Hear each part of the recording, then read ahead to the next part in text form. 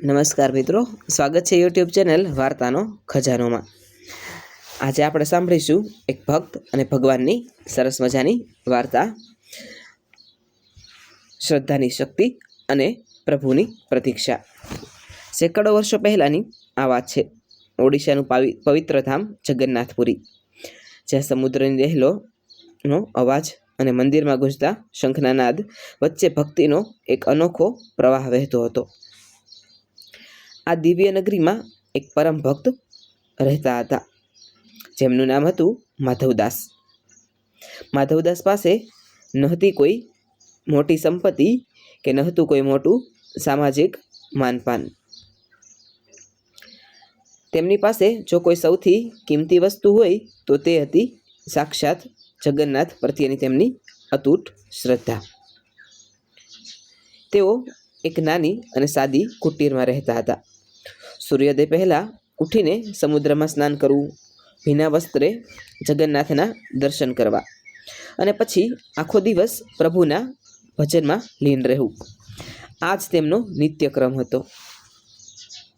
લોકો ઘણીવાર તેમને પૂછતા કે માધવદાસ, તમે આટલા મોટા ભક્ત છો તો પણ ભગવાન પાસે તમારા સુખ માટે કાંઈ માગતા કેમ નથી? તમારી કુટીર તૂટેલી છે, ખાવા માટે પણ તમારે સંઘર્ષ કરવો પડે છે, તો શું તમારા નાથને તમારા પર દયા નથી આવતી? ત્યારે માધવદાસ મૃદુ હાસ્ય સાથે જવાબ આપતા, જેને જગતનો સ્વામી મળી ગયો હોય એને દુનિયાના તુચ્છ ધન દોલતની શું જરૂર? મારો નાથ જાણે જ છે કે મારે ક્યારે કઈ વસ્તુની જરૂર છે। માંગવું એ તો અવિશ્વાસનું લક્ષણ છે અને મારે તો બસ તેની ભક્તિમાં જ ઓતપ્રોત રહેવું છે। માધવદાસના જીવનમાં કોઈ પરિવાર ન હતું, પણ તેમને ક્યારેય એકલતાનો અહેસાસ નહોતો થતો, કારણ કે તેઓ માનતા કે ભગવાન જગન્નાથ જ હરપળ તેમની સાથે જ હોય છે। પરંતુ સમયનું ચક્ર હંમેશા એક સરખું રહેતું નથી। માધવદાસની ઉંમર વધતી ગઈ અને એક દિવસ તેમને અચાનક વિષમ તાવ અને ભયાનક અતિસારનો રોગ લાગુ પડ્યો। આ બીમારી એટલી જીવલેણ હતી કે માધવદાસ પલંગ પરથી ઊભા થવાની શક્તિ પણ ખોઈ બેઠા હતા। તેમનું શરીર કૃશ થઈ ગયું અને આંખો ઊંડી ઉતરી ગઈ। તેમની સેવા કરનાર કોઈ ન હતું। એક દિવસ વીત્યો, 2 દિવસ વીત્યા અને જોતજોતામાં અનેક દિવસો વીતી ગયા, પણ કોઈ તેમની ખબર પૂછવા પણ ન આવ્યું। માધવદાસ પોતાના મેલા થયેલા વસ્ત્રોમાં જ પથારીવશ પડ્યા રહેતા। તરસ લાગે તો પાણીનો લોટો પકડવાની પણ તેમનામાં શક્તિ ન હતી। આવી કપરી પરિસ્થિતિમાં પણ માધવદાસના હોઠ સતત જગન્નાથનું રટણ કરતા હતા। તેઓ વિચારતા કે આ વેદના પણ મારા પ્રભુએ જ મોકલી છે, તો મારે તેને હસતા મુખે સ્વીકારવી જોઈએ। એક મધરાતે જ્યારે માધવદાસ અસહ્ય પીડાથી કણસી રહ્યા હતા અને તાવમાં તેમનું શરીર ફફડી રહ્યું હતું, ત્યારે અચાનક તેમની કુટીરનો દરવાજો ધીમેથી ખુલ્યો। એક નાનો શ્યામ વર્ણનો અને અત્યંત તેજસ્વી બાળક અંદર પ્રવેશ્યો। તે બાળકની આંખોમાં એટલી કરુણા હતી કે જે જોઈને ગમે તેવા દુઃખી માણસનું દુઃખ અડધું થઈ જાય। તે બાળકે નજીક આવીને માધવદાસના કપાળ પર પોતાનો નાનો હાથ મૂક્યો। સ્પર્શ થતાં જ માધવદાસને એવું લાગ્યું જાણે કોઈએ બળતા શરીરમાં શીતળ અમૃત રેડ્યું હોય। તે બાળકે બહુ જ પ્રેમથી માધવદાસના ગંદા થયેલા વસ્ત્રો બદલાવ્યા, આખી કુટીર સાફ કરી અને માધવદાસના પગ દબાવવા લાગ્યો। માધવદાસે માંડ અવાજ કાઢતા પૂછ્યું, બેટા, તું કોણ છે? આ અડધી રાતે આ ગંદકીમાં તું મારી સેવા કેમ કરી રહ્યો છે? તને મારા મેલા કપડાં અને આ માંદગીથી છીછરી કેમ નથી લાગતી? બાળકે મધુર સ્મિત કર્યું અને જવાબ આપ્યો, બાબા, મારું નામ ગોપાલ છે. મારું આ દુનિયામાં કોઈ નથી અને હું અહીં જ પુરીની ગલીઓમાં રહું છું.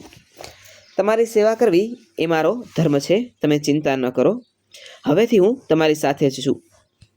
ત્યારબાદ સતત 15 દિવસ સુધી તે બાળકે માધવદાસની એવી શુશ્રૂષા કરી જેવી કોઈ સગો પુત્ર પણ ન કરી શકે. તે પોતાના હાથે માધવદાસને ખવડાવતો, તેમને સ્નાન કરાવતો અને આખી રાત જાગીને તેમની સંભાળ રાખતો.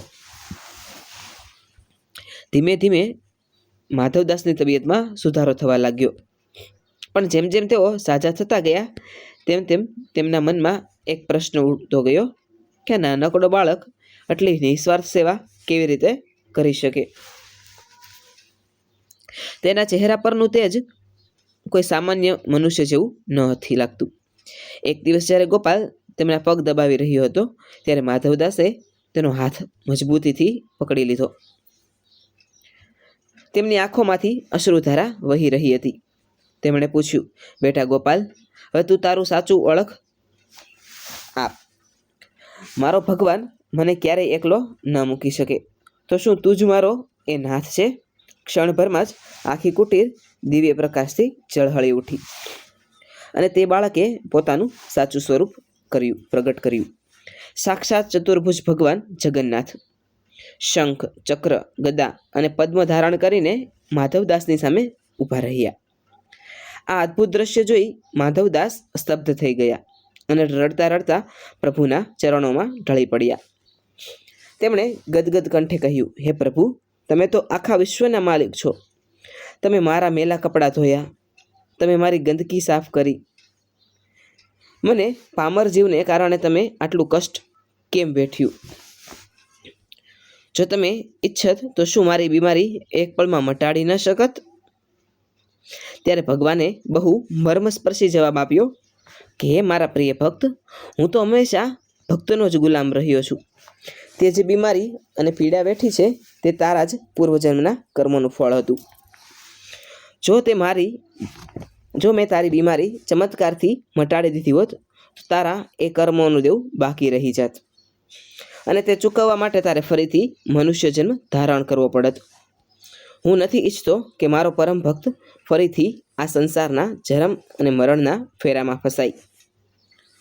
તું આ જ જન્મમાં બધું દેવું ચૂકવી દે એ જરૂરી હતું, પણ તને પીડામાં જોઈને હું વૈકુંઠમાં ચેનથી બેસી ન શક્યો. એટલે તારું દુઃખ ઓછું કરવા અને તારી સેવામાં હાથ બટાવવા હું પોતે તારો સેવક બનીને આવ્યો હતો. આ સાંભળી માધવદાસની શ્રદ્ધા 100 ગણી વધી ગઈ. તેમને સમજાયું કે જે દુઃખ આવે છે તે આપણા જ કર્મો છે, પણ ભગવાન એ દુઃખના સમયમાં સાથી બનીને આપણું ભાર હળવો કરે છે. થોડા સમય બાદ માધવદાસ મોક્ષ પામી પ્રભુના ધામમાં પહોંચ્યા. આજે પણ આ વાર્તા આપણને એ જ શીખવે છે કે જો તમારી ભક્તિ નિસ્વાર્થ અને સાચી હોય તો ભગવાન પણ તમારી સેવા કરવા માટે ધરતી પર દોડી આવે છે.